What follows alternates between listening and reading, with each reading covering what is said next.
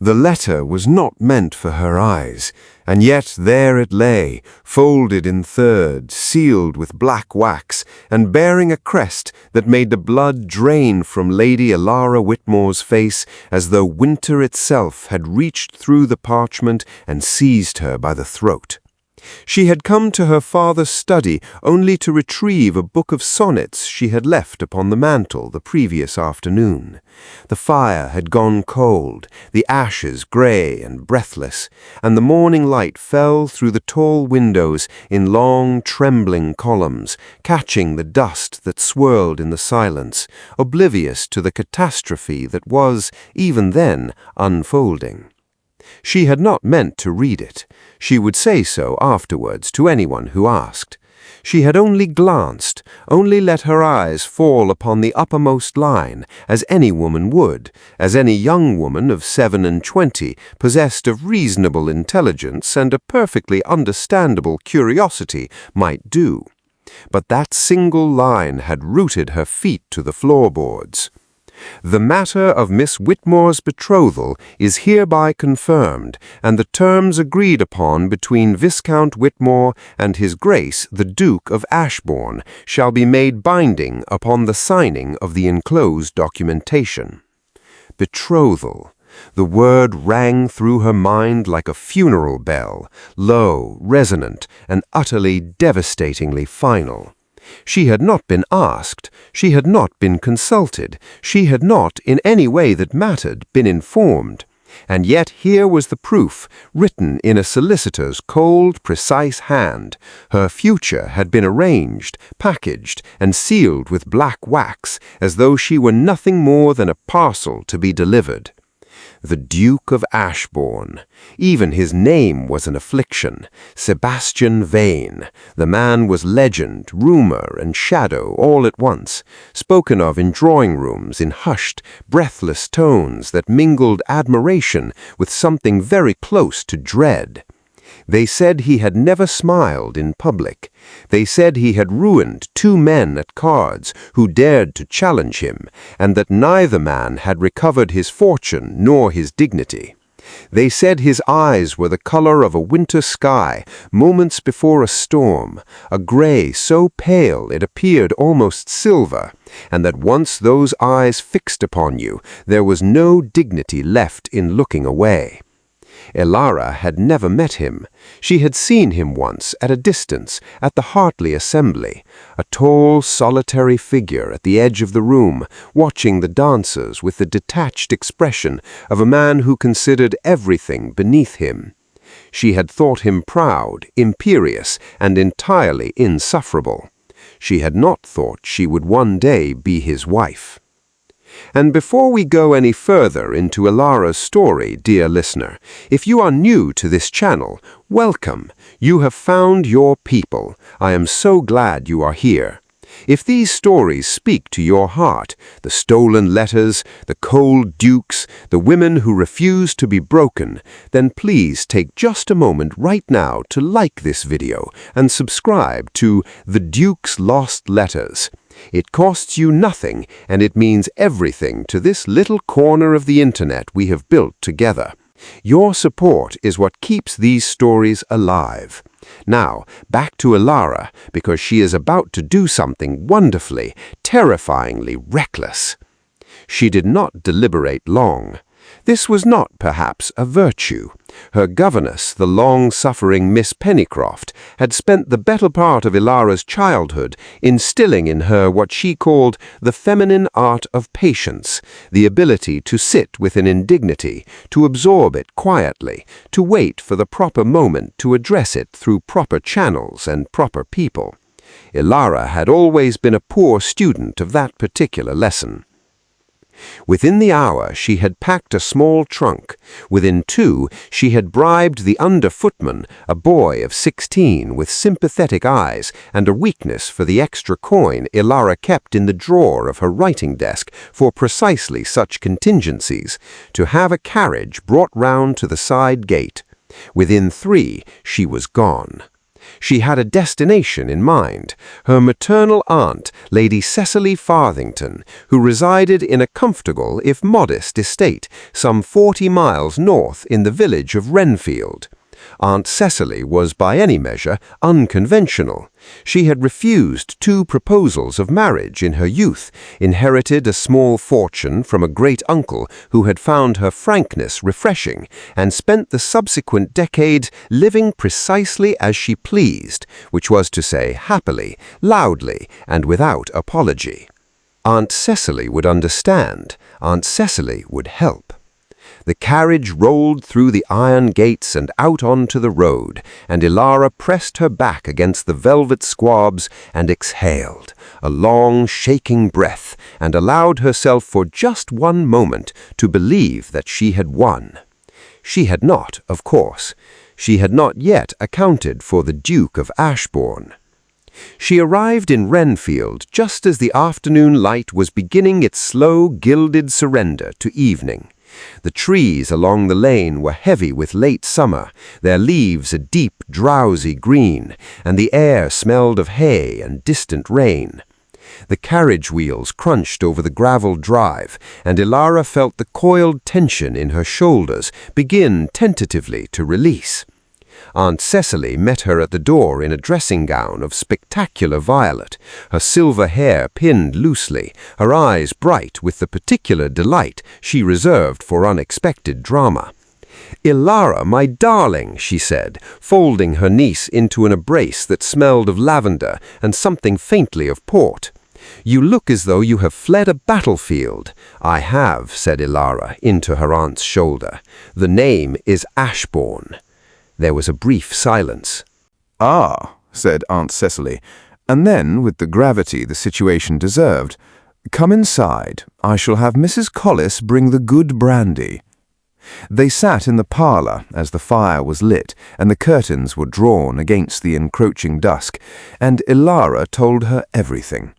The letter, the wax seal, the solicitor's cold phrasing, the absence of any word from her father.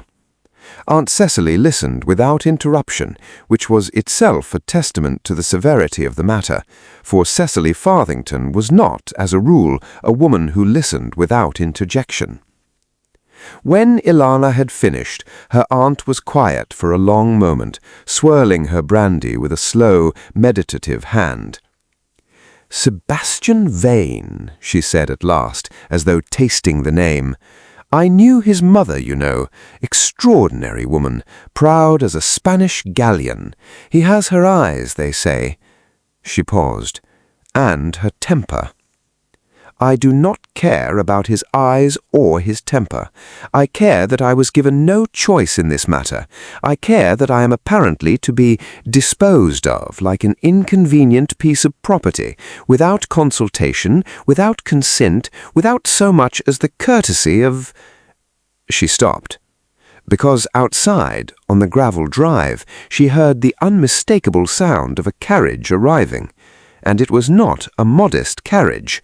She could tell by the weight of it, by the authoritative crack of the coachman's commands, by the powerful, even footfall of the horses, animals of exceptional quality, every single one of them. Aunt Cecily set down her brandy glass with a very small, very careful click.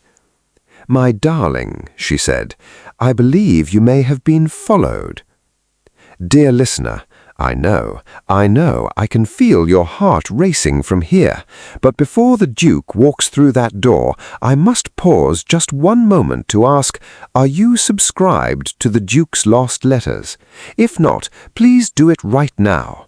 Every subscription tells the channel that these stories matter, that Elara matters, that you want more cold dukes and brave women and letters that were never meant to be read. Tap that button. Go on, we will wait. And now, the door. He was taller than she remembered. That was her first thought, absurd, trivial, and utterly inadequate to the moment, as Sebastian Vane, the 7th Duke of Ashbourne, stepped through the parlour doorway and filled it with a presence that seemed to alter the very atmosphere of the room. He was dressed for travel, his greatcoat dusted from the road, his dark hair slightly disordered by the wind. But none of that diminished him. If anything, the slight dishevelment made him more alarming. It suggested haste, which suggested urgency, which suggested that he had not simply come to conduct a polite social call. His eyes found her immediately, grey, silver pale, exactly as described. She lifted her chin. "Your Grace," she said, and was furious at how steady her voice came out. She had intended it to be cooler. She had intended it to be nothing at all, a stone wall of a greeting. But there was something in those eyes that made coolness very difficult, and she was honest enough with herself in the deepest, most private chamber of her heart to acknowledge it. "Lady Elara," his voice was low, precise, the voice of a man accustomed to be heard without raising it. "You are remarkably difficult to chase." "I was not aware I was being chased. I was simply under the impression I was traveling." "You were fleeing," he said. "There is a distinction." "And you," she said, "are trespassing in my aunt's parlor without invitation." Something moved behind his eyes, a flicker, barely perceptible, not quite amusement, not quite admiration, something caught between the two that she could not name and was not certain she wished to. "Lady Farthington," he said, turning to Elara's aunt with a bow of perfect, unhurried correctness. "Forgive the intrusion. I hope I have not caused alarm." "Not in the least," said Aunt Cecily, with the serene composure of a woman who has lived long enough to find most crises entertaining. "Would you care for brandy?" "Thank you, no." He turned back to Elara. "I had hoped we might speak privately." "We are speaking now," Elara said. "Lady Farthington will not be moved," said that lady cheerfully, refilling her own glass. "I am quite comfortable here." Another flicker, definitely not amusement, or perhaps it was, and the Duke of Ashbourne simply wore amusement the way other men wore grief, turned inward, barely legible, present only if one knew precisely where to look. He looked at Elara for a long moment. She held his gaze, though it cost her something she could not quite quantify. Her heart was performing an entirely undignified series of maneuvers beneath her ribs, which she chose to attribute to indignation and absolutely nothing else. "You read the letter," he said. "I did." "It was not addressed to you." "No," she agreed. "It concerned me, however. One might argue I had a vested interest." "One might argue," he said, "that a woman who reads her father's private correspondence and then flees 40 miles into the countryside has rather dramatically narrowed her list of available options." The words landed with quiet, terrible precision. She felt the color rise in her face. Not embarrassment, no, she refused to call it that. A fierce, burning heat that she directed entirely into the sharpest possible response she could construct. "And a man," she said, "who arranges a betrothal without the knowledge or consent of the woman concerned has perhaps also narrowed his considerably." Silence. The fire crackled. Somewhere outside, a night-bird called once and then fell quiet. And then the Duke of Ashbourne did something that Elara would think about for a very long time afterward, in the dark and the quiet of many subsequent nights, when sleep was elusive and honesty was unavoidable. He looked away. Only for a moment, only a single brief departure of those silver-grey eyes from her face, toward the fire, or perhaps past it, toward something further away that only he could see. But it was enough. It was a hairline fracture in the marble, and she saw it, and she filed it away in the treasury of observations she kept about people without quite meaning to. "The arrangement," he said, when he looked back, "was your father's initiative, not mine." She blinked. "I beg your pardon." "Viscount Whitmore approached my solicitor 3 weeks ago. He presented the terms. A pause, the weight of which she felt in her bones. I agreed to them, but the initiative was not mine. "And does that," she said slowly, "make it better or worse, Your Grace, that my father sold me without my knowledge, and that you purchased me without the courtesy of introducing yourself first?" The word purchased fell between them like a stone into still water, and the silence that followed was vast and deep and full of complicated things that neither of them for the moment had the vocabulary to address. "You belong to me now," he said at last, and the words, low, deliberate, and undeniable, sent a shiver down her spine that she was absolutely, categorically certain was fury.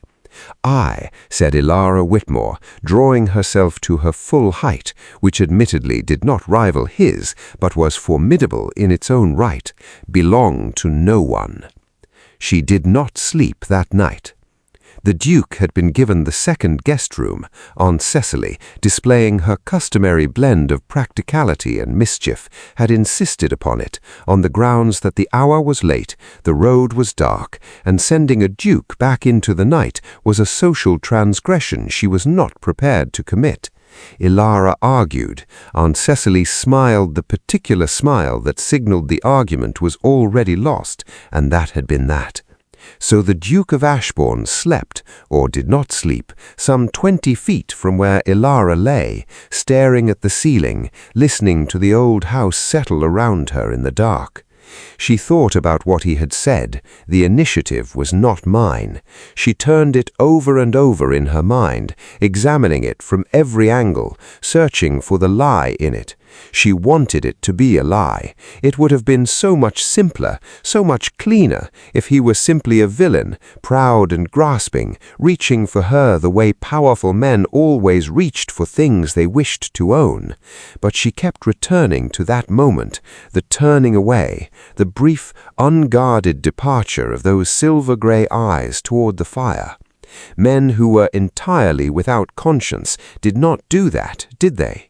She pressed her palms flat on the counterpane and breathed. In the morning, she told herself, she would be rational in the morning, she would be calm and clear-headed, and she would speak to him directly, as one adult of reasonable intelligence speaks to another, and she would— There was a sound, low, almost imperceptible, from the direction of the corridor. Footsteps. We are deep in the heart of the story now, dear listener, and if you are still here, still with Elara and her sleepless night and those dreadful, complicated footsteps, then I know you are one of us. Please, if you haven't already, subscribe to the Duke's Lost Letters and leave a comment below telling me what you think the Duke is about to say. Your comments make this community, and I read every single one. Now, the corridor. She was at the door before she could properly advise herself against it. One hand on the cold iron handle, the candle she had lit trembling in her other hand, casting its small, fragile circle of gold into the darkness of the hallway. He was there, standing quite still, a few paces from her door, wearing a dark coat thrown over his shirt sleeves with the careless, unthinking ease of a man who had dressed in haste and in the dark. He held a folded sheet of paper in one hand. They stared at one another across the trembling candlelight. "I could not sleep," he said at last. It was not an apology. It was simply a statement, offered as fact, without adornment, in the same precise voice he used for everything. And yet it struck her, for no reason she could adequately explain, as something terribly, unexpectedly human. "Nor could I," she said. A pause. "I have been writing," he said. He looked down at the paper in his hand, a look she could only describe as reluctant, as though he had not intended to acknowledge it, and was annoyed with himself for doing so. "I thought it possible." He stopped, began again. "There are things that are more easily written than spoken. I am given to understand that is a common difficulty." "For some people," she said. "For me," he said, and the plainness of it disarmed her entirely.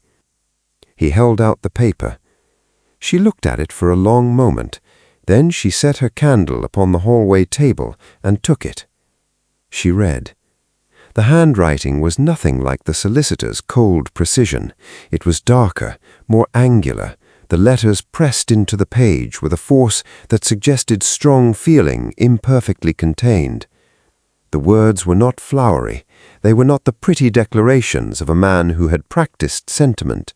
They were blunt and direct, and in places almost awkward in their honesty, as though he had never written such a thing before and was finding his way by instinct alone. He had not, he wrote, expected to feel anything about this arrangement. He had agreed to it because Whitmore was a man he respected, and because his own estate required an alliance, and because he had reached the age of 34, having given very little thought to what a marriage might actually mean. He had treated it as a transaction. He had been wrong to do so. He had understood that with considerable clarity the moment she had looked at him in the parlor and said that she belonged to no one. And the certainty of it, the absolute, undecorated conviction in her voice, had struck him somewhere in the vicinity of the chest, where he had long believed he kept nothing of particular consequence. He was not asking her to forgive the arrangement. He was not even asking her to accept it, not yet, not tonight. He was only asking, requesting, that she allow him to begin again, properly, as though they had met in some ordinary way, in some ordinary drawing-room, as two ordinary people. That she permit him the opportunity to make himself known to her, not as the Duke of Ashbourne, not as the man who had agreed to a betrothal without consulting her, but as Sebastian, just Sebastian. If, after that, she still wished to flee, he would not stop her. He would, however, be very sorry. Elara stood in the hallway of her aunt's house with the candle guttering softly beside her, and she read that last line twice, and then a third time, and felt something inside her chest shift and resettle, like a lock that has at last found the right key. She folded the letter. She held it in both hands.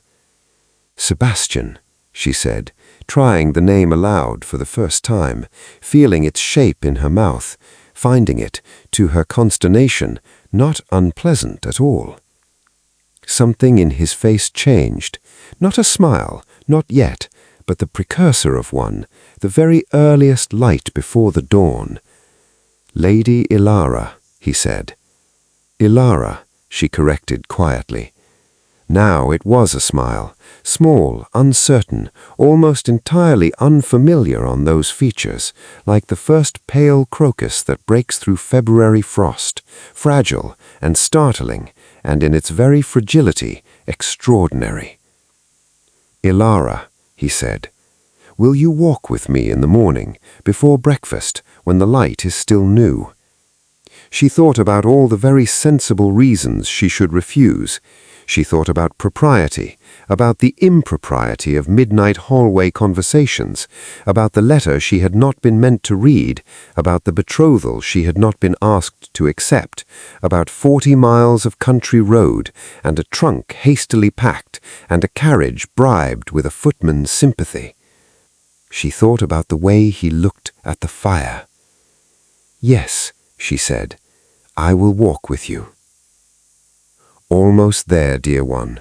We are almost at the end of Elara's story, and I want you to know, whether you found this channel today or whether you have been here from the very beginning, your presence here means the world. If you haven't subscribed to the Duke's Lost Letters, this is the moment. Do it now, and stay for all the stories still to come.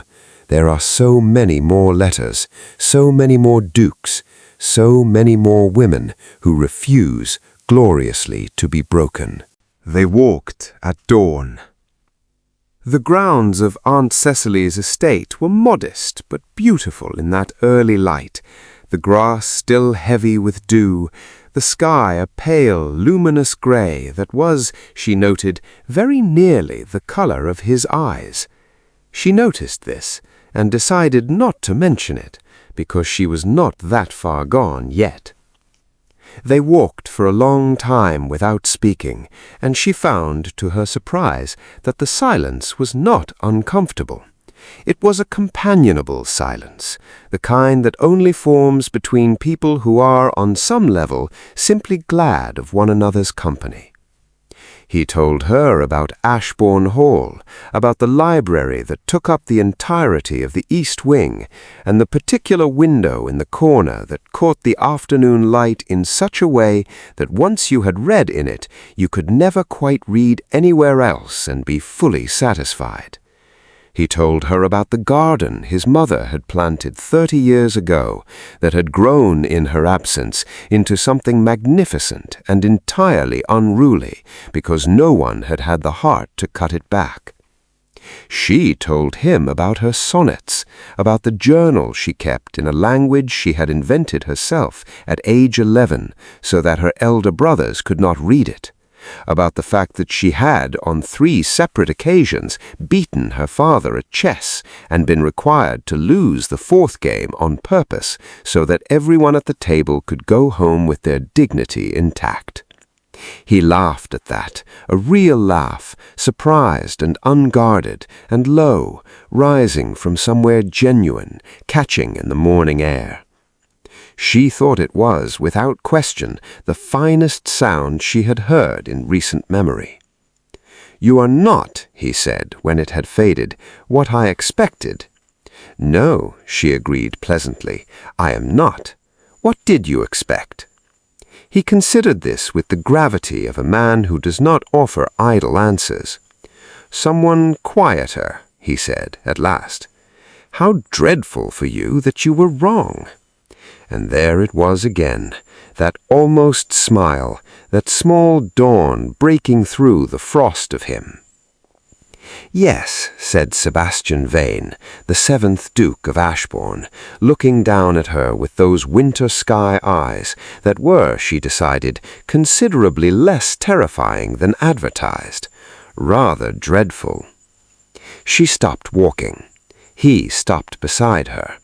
The sun had cleared the tree line now, and the light fell gold and new across the dewy grass and caught in her hair and in the silver of his gaze, and the whole world was very quiet and very still and full of the particular trembling quality that belongs to mornings on the edge of something irreversible. "The letter," she said, "the one you wrote." "Yes." "Did you mean it?" He looked at her for a long moment, the full, unguarded look of a man who has spent 34 years holding himself at careful remove from the world and has arrived at last at the moment where remove is no longer possible. "I never write," said Sebastian, "what I do not mean." She held his gaze. The lock turned. The key settled. "Then," said Elara Whitmore, who had never in her life belonged to anyone and did not intend to start now, except perhaps on terms of her own devising, "I suppose we should get to know one another, Your Grace." "Sebastian," he said. "Sebastian," she said, and the morning opened around them, golden and unhurried, full of every promise that is contained in a first beginning, in the kind that comes not from innocence, but from the brave, clear-eyed choice to begin again, knowing the cost, and stepping forward anyway. And there it is, dear listener, Elara and Sebastian, the letter that was never meant to be read, and the morning that could not have happened any other way. Thank you, truly, from the bottom of my heart, for spending these 20 minutes with the Duke's lost letters. If this story moved you, if it made you feel something real, please leave a comment telling me your favorite moment. Share this with a friend who loves a brooding Duke. And if you are not yet subscribed, please do it now. Every single subscriber is a candle kept burning in this little library of ours. I will see you in the next letter. Until then, take care of your heart. Good night.